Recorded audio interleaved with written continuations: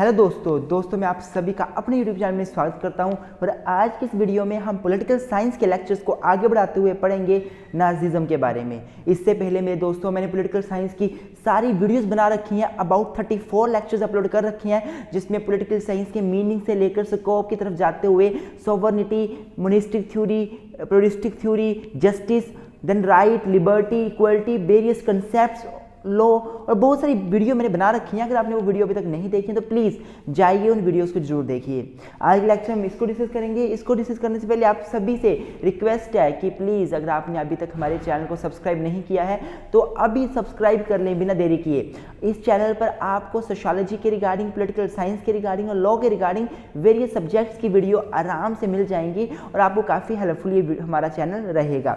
इसके साथ ही मेरे दोस्तों हमारा एक नया चैनल है जिसका नाम है ब्लॉग विद ट्विंस, जिसमें हम डेली लाइफ के नए नए ब्लॉग्स डालते हैं, आपको अपनी डेली लाइफ से रूबरू कराते हैं। तो प्लीज़ आप उस चैनल को भी सब्सक्राइब जरूर करें, वहाँ भी हमारी सपोर्ट करें। तो आइए दोस्तों आज की वीडियो शुरू करते हैं।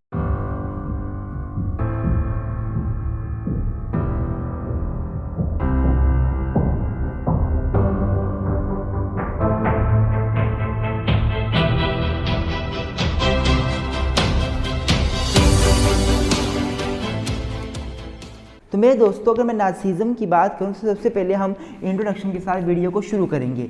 और मैं इंट्रोडक्शन की बात करूं तो in the last videos I have discussed about one of the form of government that is totalitarianism. Totalitarianism के बारे में मैंने आपको बताया था। टोटलिटेरियनिज्म का मतलब एक होता है कि एक आइडियोलॉजी से है, इसका मतलब जिसका मतलब होता है जो आइडियोलॉजी इसमें विश्वास करती है कि गवर्नमेंट का कंट्रोल होना चाहिए लोगों की सोशल, पॉलिटिकल, इकोनॉमिक लाइफ पर। गवर्नमेंट सुप्रीम है, गवर्नमेंट पावरफुल है, गवर्नमेंट का लोगों के लाइफ में अच्छे से कंट्रोल होना चाहिए, उसको ही टोटलिटेरियनिज्म अच्छे बेसिकली बोला जाता है। तो जो टोटलिटेरियनिज्म था, जो ये आइडियोलॉजी थी, ये आइडियोलॉजी डिफरेंट कंट्रीज में डिफरेंट नाम पर इस आइडियोलॉजी ने अपने पांव पिसारे। मतलब बोलने का क्या है, मतलब यह है बोलने का कि टोटलिटेरियनिज्म का तो मतलब होता है एक ऐसी गवर्नमेंट जो गवर्नमेंट लोगों के सोशल, पॉलिटिकल, इकोनॉमिक लाइफ को कंट्रोल करती है, लोगों से सुप्रीम होती है, लोगों को जहां पे लिबर्टीज नहीं मिलती, लोगों को जहां पे राइट्स नहीं मिलते, वो तो उसका तो मतलब है टोटलिटेरियनिज्म से। ये तो हमें समझ आ गया। लेकिन टोटलिटेरियनिज्म जो थी वो इटली में इसने फासिज्म के नाम पर अपने पांव पिसारे। मतलब इटली में फासिज्म निकल के सामने आया और fascism was the type of totalitarianism, ये टोटलिटेरियनिज्म का ही एक टाइप था। वैसे ही यूएसएसआर में कम्युनिज्म निकल के सामने आया और कम्युनिज्म जो था it was the type of totalitarianism, it was like the totalitarianism. And अगर मैं बात करूं जर्मनी की तो वहां पे नाजिज्म निकल के सामने हमारे सामने आया। बोलने का मतलब क्या है कि मेन जो है वो टोटलिटेरियनिज्म है, जिसका मतलब होता है एक ऐसी गवर्नमेंट जो लोगों के सोशल, पॉलिटिकल और इकोनॉमिक लाइफ पे अपना पूरा कंट्रोल करके रखती है। एक ऐसी गवर्नमेंट को टोटलिटेरियन गवर्नमेंट बोला जाता है। और ये जो टोटलिटेरियनिज्म फिलॉसफी है ये डिफरेंट कंट्रीज में डिफरेंट तरह से डेवलप हुई और उसमें जर्मनी में जैसे ये फिलॉसफी डेवलप हुई, जर्मनी में नाजिज्म निकल के सामने आया। तो मेरे दोस्तों आज की इस वीडियो में नाजिज्म को पढ़ेंगे। नाजिज्म था क्या, इसकी हिस्ट्री, इसका मीनिंग, इंट्रोडक्शन, इन सभी चीज़ों को। तो प्लीज़ वीडियो को पूरा देखें और अगर वीडियो अच्छी लग रही हो तो लाइक जरूर करें। तो आइए दोस्तों अब आगे चलते हैं नाजिज्म की मीनिंग की तरफ या हिस्ट्री की तरफ।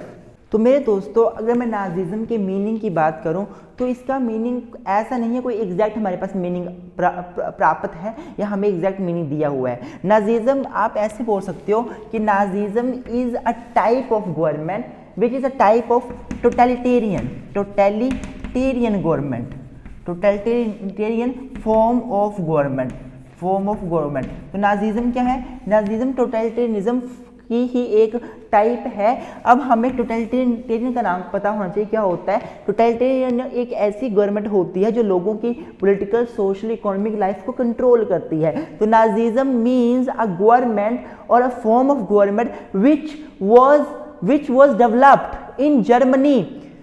developed in Germany by the efforts of Adolf Hitler. ये आप लिखोगे ऐसी बातें मीनिंग में कि it was a type of government which was developed in Germany after the first world war by the efforts of Adolf Hitler and which was a part of totalitarian form of government। क्या लिखोगे आप meaning में कि ये जो Nazism है ये government की टाइप है जो जर्मनी में डेवलप हुई फर्स्ट वर्ल्ड वार के बाद अडोल्फ हिटलर के प्रयासों से, और ये जो है वो टोटलिटेरियनिज्म फॉर्म की ही फॉर्म ऑफ गवर्नमेंट है। आई होप आपको समझ आ रहा होगा। आप यही बोल सकते हो कि Nazism is closely connected with the dictatorship. जो नाजिज्म है वो डिक्टेटरशिप से क्लोजली कनेक्टेड है, क्योंकि डिक्टेटरशिप में क्या होता है, एक पर्सन होता है जो पूरी की पूरी पावर गवर्नमेंट के अपने हाथों में रखता है, उसके पास गवर्नमेंट की सारी पावर्स होती हैं, वो जो बोले वही कानून होता है, उसके अगेंस्ट कोई जा नहीं सकता, मिलिट्री रूल उसके पास पूरा होता है। तो नाजिज्म में भी ऐसा ही था कि एक पर्सन था जिसके पास पूरी की पूरी गवर्नमेंट की पावर थी, जिसका नाम था अडोल्फ हिटलर। तो what is Nazism, basically meaning में लिखना पड़े आपको, the Nazism is a type of totalitarianism और type of dictatorship in which one person has ruled entire country and this was existing in the Germany only. That was the government, that was the form of government that did exist in Germany, जो Germany में exist हुई थी, Germany में develop हुई थी by the efforts of Adolf Hitler after the first world war. तो ये छोटा सा मीनिंग आप ध्यान में रखें। अब जैसे जैसे हम आगे बढ़ेंगे, हिस्ट्री देखेंगे, प्रिंसिपल्स देखेंगे, तो हमें अच्छे से समझाना पड़ेगा कि नाजिज्म चीज़ क्या है। मेरे दोस्तों वीडियो अच्छी लगी तो लाइक जरूर कर दें, चैनल पर नहीं हो तो सब्सक्राइब करना ना भूलें। तो अब आगे चलते हैं इसकी हिस्ट्री की तरफ। तो मेरे दोस्तों अगर मैं इस नाजिज्म की हिस्ट्री की बात करूं, इसके डेवलपमेंट की बात करूं, तो हम सभी को पता है 1914 से लेकर 1918 तक एक वर्ल्ड वार रहा था। वर्ल्ड में प्रथम विश्व युद्ध हुआ था, जिस प्रथम विश्व युद्ध के रिजल्ट में क्या हुआ था, कुछ country like Germany, like Italy, ये ना काफ़ी बुरी तरह से हार गई थी, काफ़ी बुरी तरह से हार गई थी। जर्मनी और इटली की पोजीशन काफ़ी बुरी हो गई थी। तो मेरे दोस्तों जर्मनी जो कंट्री थी, जर्मनी में जब ये वर्ल्ड वार खत्म हुआ उसके बाद 1918 से लेकर 1919 तक तो ऐसा टाइम रहा कि अराजकता रही, वहाँ पे अनार्की रही। There was no proper rule in the country Germany after the first world war. तो जो जर्मनी था उसके साथ और भी बुरा तब हो गया था जब ट्रीटी ऑफ वर्साइल जर्मनी के वाइमर कॉन्स्टिट्यूशन की गवर्नमेंट ने साइन की थी। मेरी बात समझने की कोशिश करना। एक आफ्टर वर्ल्ड वार 1918 में एक ट्रीटी हुई थी, treaty of Versailles. Treaty of Versailles थी 1918 की। इसको जर्मनी की कॉन्स्टिट्यूशनल गवर्नमेंट जो कि रिपब्लिक वाइमर गवर्नमेंट थी, उसने इसको साइन किया था। इसको साइन करने की वजह से क्या हुआ था, जर्मनी और ज़्यादा वीक हो गया था। जर्मनी की बहुत बेइज्जती हो गई थी इस ट्रीटी को साइन करने के बाद। क्यों हुई थी, जर्मनी से जितने भी बढ़िया जो रिसोर्सेज के प्रदेश थे वो फ्रांस और पोलैंड और बाकी कंट्रीज में चले गए थे। जर्मनी बड़ा वीक बन गया था। जर्मनी जो है उसकी जितनी भी कंट्रीज के ऊपर उसकी अपनी एक कॉलोनी स्टैब्लिश की थी। जैसे भारत जो था वो इंग्लैंड की कॉलोनी था ना, इंग्लैंड का राज था भारत के ऊपर, वैसे जर्मनी की ने अफ्रीका के बहुत से देशों के ऊपर राज किया था, बहुत सारी कॉलोनीज बनाई थी अपनी। तो वो सभी कॉलोनीज इंडिपेंडेंट होगी और जर्मनी के हाथों से वो राज भी चला गया। तो जर्मनी इस युद्ध के बाद, फर्स्ट वर्ल्ड वार के बाद और ट्रीटी ऑफ वर्साइल को साइन करने के बाद क्या हुआ, बहुत ही वीक हो गया था, दयनीय पोजीशन हो गई थी, अराजकता कंट्री में फैल गई थी, बहुत ही बुरी कंडीशन हो गई जर्मनी की, आप ये समझ लो। तो इस टाइम पर वैसे ट्रीटी ऑफ वर्साइल थी ना, वो वहाँ की जो गवर्नमेंट ने साइन की थी, मजबूरी में आकर साइन की थी। गवर्नमेंट चाहती साइन ना भी करती, पर गवर्नमेंट को फिर भी साइन करने पड़े। क्यों? क्योंकि गवर्नमेंट ये मजबूर थी, पूरे वर्ल्ड में बुरी तरह से हार हुई थी जर्मनी की। तो जर्मनी की जो गवर्नमेंट थी उसे इस ट्रीटी को साइन करना पड़ा। और इस ट्रीटी को साइन करने के बाद जो इसमें टर्म्स लिखी हुई थी उसके हिसाब से जर्मनी के बहुत सारे देश, बहुत सारे जो कॉलोनीज थी वो उससे छीन ली गई, बहुत सारे जो राज्य थे वो उससे अलग करके किसी और को दे दिए गए। जर्मनी बहुत वीक हो गया, बोलने का मतलब ये है। तो 1918 में जर्मनी की कंडीशन बहुत ख़राब हो गई और 1919 तक जर्मनी की कंडीशन बहुत ख़राब रही। फिर उसके बाद जो वहाँ की जर्मनी की जो कॉन्स्टिट्यूशनल गवर्नमेंट्स थी, जो वाइमर कॉन्स्टिट्यूशन के अंडर गवर्नमेंट बन रही थी वो जर्मनी की पोजीशन को सही तरीके से जो प्रॉपरली जो है वो मैनेज नहीं कर पा रही थी। इसके बाद फिर अराइज हुआ अडोल्फ हिटलर का। इसके बाद फिर लगातार अडोल्फ हिटलर डेवलप होता गया और वो बना जर्मनी का डिक्टेटर, जर्मनी का रूलर, जर्मनी का सर्वेसर्वा, जिसने जर्मनी में टोटलिटेरियनिज्म गवर्नमेंट को एस्टैब्लिश किया नाजीज्म की फॉर्म में। नाजीज्म की फॉर्म में क्यों? क्योंकि हिटलर ने एक नाजी पार्टी बनाई थी और वहीं से नाजीज्म फेमस हो गया। मेरे दोस्तों अब इसके बाद हम जानेंगे राइज ऑफ अडोल्फ हिटलर। कैसे अडोल्फ हिटलर का राइज हुआ? उसे ऐसा नहीं कि वो एकदम से राइज हो गया, नो, उसको जेल में भी डाला गया, उसके साथ जो है वो उसको जो है जेल में डाल के उससे अत्याचार भी किया गया, लेकिन फिर भी वो कैसे रूलर बना। अब हम राइज ऑफ अडोल्फ हिटलर की तरफ जाएंगे। हिस्ट्री हमें समझ आ गई क्यों ये गवर्नमेंट इस्टेब्लिश हुई थी। बेसिकली ये आपको पता चल गया कि वर्ल्ड वार के बाद जब कंट्रीज बिल्कुल गरीब हो गई, इसमें बिल्कुल अनार्की फैल गई, कोई भी गवर्नमेंट उस पोजीशन को टैकल नहीं कर पा रही थी, तो फिर उस वजह से सर्वे सर्वा एक पर्सन का रूल राइज होना शुरू हुआ। ये तो हमें पता चल गया। अब हम देखेंगे राइज कैसे हुआ अडोल्फ हिटलर का। अब आइए आगे बढ़ते हैं। अगर वीडियो अच्छी लगी तो प्लीज़ लाइक जरूर कर दें, मैं आप रिक्वेस्ट करता हूँ। तो मेरे दोस्तों अब अगर मैं अडोल्फ हिटलर के कैसे राइज हुआ, कैसे नाजी पार्टी बनी, कैसे वो डिक्टेटर बना, इसकी बात करूं, अब प्रॉपरली हमें पता चल गया था, अभी तक ये पता चल गया हमें कि फर्स्ट वर्ल्ड वार के बाद जो जर्मनी थी उसकी पोजीशन बहुत दयनीय हो गई थी, जर्मनी की कंडीशन बहुत बुरी हो गई थी। अब बात आती कि अडोल्फ हिटलर कैसे राइज हुआ, इसे कैसे विकास मिला, ये कैसे निकल के सामने आया। तो देखिए, जो अडोल्फ हिटलर था वो रहने वाला बेसिकली ऑस्ट्रिया का था, बाई बर्थ जर्मनी के साथ बिल्कुल ऑस्ट्रिया लगता है, तो ऑस्ट्रिया के एक गाँव का था और जर्मनी में आ गया था। जब ये इसका बर्थ हुआ, ये बड़ा हुआ, सबसे पहले इसने आर्मी को ज्वाइन कर लिया। आर्मी को ज्वाइन किया, कुछ टाइम सर्व किया आर्मी में, उसके बाद आर्मी से रिजाइन दे दिया, आर्मी को छोड़ दिया और फिर इसने एक पार्टी ज्वाइन की जिसका नाम था German worker party. German worker party को इसने ज्वाइन किया और जर्मन वर्कर पार्टी जो थी, यही पार्टी बाद में इसका नाम कन्वर्ट होके इसका नाम बदल गया और नाम रखा गया नेशनल सोशलिस्टिक पार्टी, जिसका मतलब होता है नाजी पार्टी। इसी पार्टी को नाजी पार्टी बोला गया। अब आप देख लो कैसे नाजी पार्टी में आया, कैसे ये नाजी पार्टी में आया। जो हिटलर था वो आर्मी में था, आर्मी से रिजाइन देकर इसने एक वर्कर पार्टी को ज्वाइन किया और इसी पार्टी का नाम बदलकर नाजी पार्टी या नेशनल सोशलिस्टिक पार्टी रखा गया।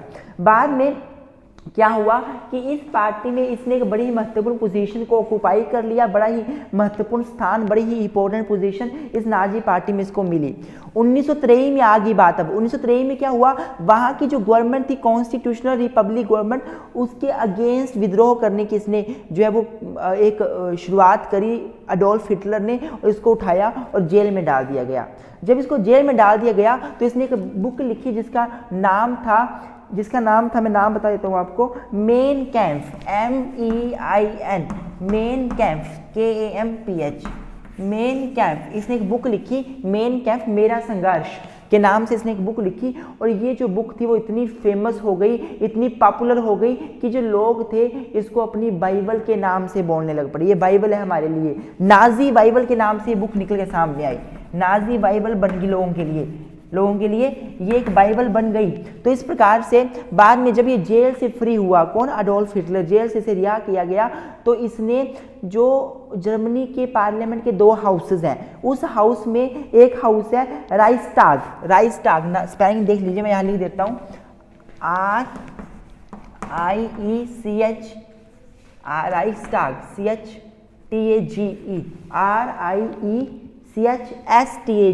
RIECHSTAG, yes, RIECHSTAG, Reichstag Germany का एक हाउस है, जिस हाउस में नाजी पार्टी के बहुत सारे जो लोग थे वहाँ पे उन्होंने अपनी पोजीशन कायम करी। जैसे टाइम बीतता गया, बाद में एक टाइम ऐसा आया कि ये अडोल्फ हिटलर वहाँ का चांसलर बन गया, फिर वहाँ का प्रेसिडेंट भी बन गया। चांसलर प्रेसिडेंट की पावर इसने अपने पास सारी ले ली और फाइनली ये वहाँ का डिक्टेटर बन गया। इस तरह से अडोल्फ हिटलर का क्या हुआ, राइज हुआ। अडोल्फ हिटलर ने नाजीज्म को डेवलप किया। अब हम पढ़ेंगे कि जो नाजीज्म है उसकी फीचर्स क्या हैं, कैरेक्टरिस्टिक्स क्या हैं, उसकी जो है वो प्रिंसिपल्स क्या क्या हैं। आइए अब आगे चलते हैं। तो मेरे दोस्तों अगर मैं फीचर्स की बात करूं तो सबसे पहली फीचर है 1 party 1 leader and 1 flag.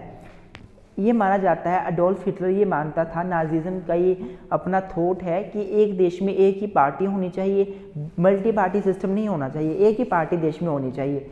India में तो मल्टी पार्टी सिस्टम है ना, बहुत सारी पॉलिटिकल पार्टीज हैं, सभी इलेक्शन फाइट कर सकती हैं, पर नाजिज्म विश्वास करता है कि देश में केवल एक ही पार्टी होगी तभी देश का विकास होगा, ऐसे देश का विकास नहीं हो सकता। वन पार्टी सिस्टम होना चाहिए, वन उसका लीडर होना चाहिए, एक ही उसका देश का फ्लैग होना चाहिए, एक ही पार्टी हो, एक ही फ्लैग हो, एक ही लीडर हो, तभी देश का विकास होगा। This is the first principle that the Nazism follows. Second is opposed democracy. जो नाजिज्म है ये डेमोक्रेसी के बिल्कुल अपोज्ड है। अडोल्फ हिटलर खुद बोलता था कि डेमोक्रेसी एक स्टूपिड, एक बड़ी स्लो सिस्टम है, ये देश का विकास कभी नहीं कर सकती, डेमोक्रेसी देश को हमेशा नीचे लेकर आएगी, डेमोक्रेसी बिल्कुल अच्छी फॉर्म ऑफ गवर्नमेंट नहीं है। तो नाजिज्म डेमोक्रेसी के बिल्कुल अपोजिट था। Next, state is means to preserve the racial unity. मेरे दोस्तों यहाँ पे थोड़ा ध्यान दें, फासिज्म हमने पढ़ा था ना, फासिज्म और नाजिज्म में अगर फ़र्क आता है तो इस पॉइंट पे फ़र्क आता है। जो फासिज्म था उसने रेस के ऊपर कोई फोकस नहीं किया, नाजिज्म ने रेस के ऊपर बहुत फोकस किया। एक रेस का नाम आपको बता देता हूँ, रेस है नॉर्डिक रेस, नॉर्डिक रेस।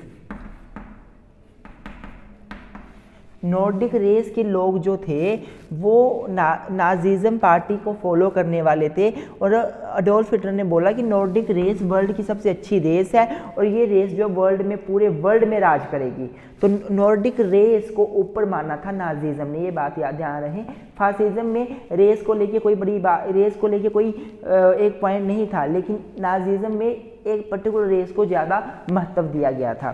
तो this is the other feature कि स्टेट जो है वो मीन्स है, स्टेट जो है वो एक रास्ता है। क्या रास्ता है? रेशियल यूनिटी को लाने का। रेशियल यूनिटी क्यों? ताकि नॉर्डिक रेस जो है उसके साथ भेदभाव जो हो रहा था वो ना हो और नॉर्डिक रेस ऊपर आ सके। तो सभी रेस को एक समान मानना है, पर हाँ सही मायने में वो नॉर्डिक रेस को और ऊपर लाना चाहते थे, इसको पूरे वर्ल्ड में सुप्रीम बनाना चाहते थे। कौन? Adolf Hitler. तो ये भी एक इसकी फीचर थी। वन पार्टी रूल, जैसे कि पहले बता दिया मैंने आपको कि नाजिज्म विश्वास करता है सिंगल पार्टी रूल में, मल्टी पार्टी रूल में विश्वास नहीं करता। एक ही पार्टी हो, उसकी गवर्नमेंट बने, एक ही पार्टी इलेक्शन लड़े, उसी को वही जीत कर आगे आए, उसका ही लीडर बने, तभी गवर्नमेंट का भी देश का विकास होगा। ये अडोल्फ हिटलर मानता था, नाजिज्म वाले मानते थे। टाइप ऑफ टोटलिटेरियनिज्म, तो ये जो नाजिज्म है it's a type of totalitarianism. Totalitarianism क्या होता है? एक ऐसी फॉर्म ऑफ गवर्नमेंट होती है जिसमें गवर्नमेंट के ऊपर गवर्नमेंट का कंट्रोल होता है लोगों की सोशल, पॉलिटिकल, इकोनॉमिक लाइफ को लेकर। गवर्नमेंट सुप्रीम होती है, गवर्नमेंट लोगों को किसी प्रकार से भी लोगों के ऊपर कंट्रोल कर सकती है। तो जो नाजिज्म है वो भी सेम यही बात थी, यही चीज़ें थी नाजिज्म में भी। तो नाजिज्म एक टाइप था टोटलिटेरियनिज्म का। Then violence is the means to achieve the political objective. तो जो नाजिज्म है वो ये मानता है कि जो वायलेंस है वो करना चाहिए हमें, क्यों? अपने पॉलिटिकल ऑब्जेक्टिव्स को पूरा करने के लिए। इसका मतलब क्या है मेरे दोस्तों कि नाजिज्म इसमें विश्वास करता है कि अगर लोग गवर्नमेंट की या अडोल्फ हिटलर की बात को नहीं मानते हैं तो उसको ज़बरदस्ती मनवाओ। और अडोल्फ हिटलर ने बोल दिया ये होना चाहिए और कोई उसके अगेंस्ट जा रहा है तो उसको ज़बरदस्ती बाउंड करो कि वो अडोल्फ हिटलर की बात को माने। पॉलिटिकल ऑब्जेक्टिव जो है देश के उसको पूरा करने के लिए वायलेंस का यूज भी किया जा सकता है, ये नाजिज्म वाले मानते थे। अब अगर मैं नेक्स्ट फीचर की बात करूं, नेक्स्ट फीचर डिक्टेटरशिप। तो मेरे दोस्तों अगर मैं नाजिज्म की बात करूं, नाजिज्म जो है वो एक ऐसी फिलोसफी है या ऐसी गवर्नमेंट थी जर्मनी में जो एक डिक्टेटरशिप का ही रूप थी। डिक्टेटरशिप में क्या होता है? एक पर्सन जो अपनी सारी की सारी पावर गवर्नमेंट के अपने हाथ में कंट्रोल कर लेता है। तो जर्मनी में हिटलर ने भी ऐसा किया था, चांसलर और प्रेसिडेंट दोनों की पावर, सारी पावर अपने हाथ में कंट्रोल कर ली थी। तो नाजिज्म डिक्टेटरशिप का रूप है, ये बोलना बिल्कुल गलत नहीं होगा। This is the other feature of the Nazism. Then supremacy of the military, military को सबसे ऊपर माना जाता है, मिलिट्री रूल कहा जाता है इसको। डिक्टेटरशिप मिलिट्री रूल होता है, नाजिज्म भी मिलिट्री रूल था। नाजिज्म में अडोल्फ हिटलर खुद मिलिट्री का एक पर्सन रहा था, तो उसका ये मानना था कि मिलिट्री का रूल सबसे ऊपर होना चाहिए, सुप्रीम होना चाहिए। ये भी एक फीचर है नाजिज्म की। Then no individual rights and liberties. तो नाजिज्म ये मानता है कि अगर देश को ऊपर लेकर जाना है तो लोगों को ज़्यादा राइट्स मत दो, ना लोगों को लिबर्टीज़ दो, उनको ड्यूटी दो, उनको सेक्रीफाइस के लिए बोलो, उनको एक ओबीडियंस के लिए बोलो, फोर्स उनके ऊपर यूज़ करो, उनको राइट्स मत दो, लिबर्टी मत दो। That was the thinking of Nazism and that is the feature of Nazism also. Then government to control social political life of human beings, जो इंडिविजुअल्स और मेंबर ऑफ द सोसाइटी। तो government के पास control होता है Nazism में कि government लोगों की सोशल पॉलिटिकल इकोनॉमिक लाइफ को कंट्रोल कर सकती है। ये जो नाजिज्म है ये लिबरलिज्म के बिल्कुल ऑपोजिट है। ये नाजिज्म जो वो टोटलिटेरियनिज्म की तरह है, ये नाजिज्म डिक्टेटरशिप की तरह है। आप इन बातों को ध्यान रखें मेरे दोस्तों। मैं आशा करूंगा आपको मेरी वीडियो अच्छी लगी होगी। वीडियो अच्छी लगी तो लाइक जरूर करें, चैनल पर नहीं हो तो सब्सक्राइब करना ना भूलें। यहाँ पे आपको एक और बात बता दूं कि इसके बाद अगला ही टॉपिक आता है, वो आता है merits and demerits of Nazism. तो मेरिट्स डीमेरिट्स अगर आपने जानने हैं मेरिट्स डीमेरिट्स नाजिज्म के, तो प्लीज़ मेरा टोटलिटेरियनिज्म का टॉपिक देखें। मैंने टोटलिटेरियनिज्म की मेरिट्स डीमेरिट्स अलग से बताए हैं, सेम वही मेरिट डीमेरिट यहाँ पे बनेंगे, कोई फर्क नहीं पड़ेगा, दोनों बिल्कुल सेम है। तो प्लीज़ अगर आपको इसके मेरिट डीमेरिट भी जानने हैं तो टोटलिटेरियनिज्म के मेरिट डीमेरिट मेरी यूट्यूब चैनल की प्लेलिस्ट में पॉलिटिकल साइंस में जाकर आप ये देख लीजिए, या ऊपर सर्च कीजिए merit demerit of totalitarianism by law betweens, आपको वहाँ पे आ जाएगा हमारा चैनल का लिंक, और जो आ जाता है आप उसको देखिए वीडियो को, और आपकी मेरिट डीमेरिट भी क्लियर हो जाएंगे। अगर आप हमें कॉन्ट्रीब्यूट करना चाहते हैं तो आप हमें 82 198 20 461 के नंबर पे कंट्रीब्यूट भी कर सकते हैं। हमारा फ़ोन पे, पेटीएम, गूगल पे इसी नंबर पर है। ये कोई कंपल्सरी नहीं है, ये आपकी इच्छा पे डिपेंड करेगा। अगर आप चाहते हैं हमें कंट्रीब्यूट करना तो you are most welcome and that would also support us. आप ये हमें सपोर्ट भी करेगा, आप हमें कुछ भी अमाउंट कंट्रीब्यूट कर सकते हैं। Thank you very much, keep supporting us, stay with us.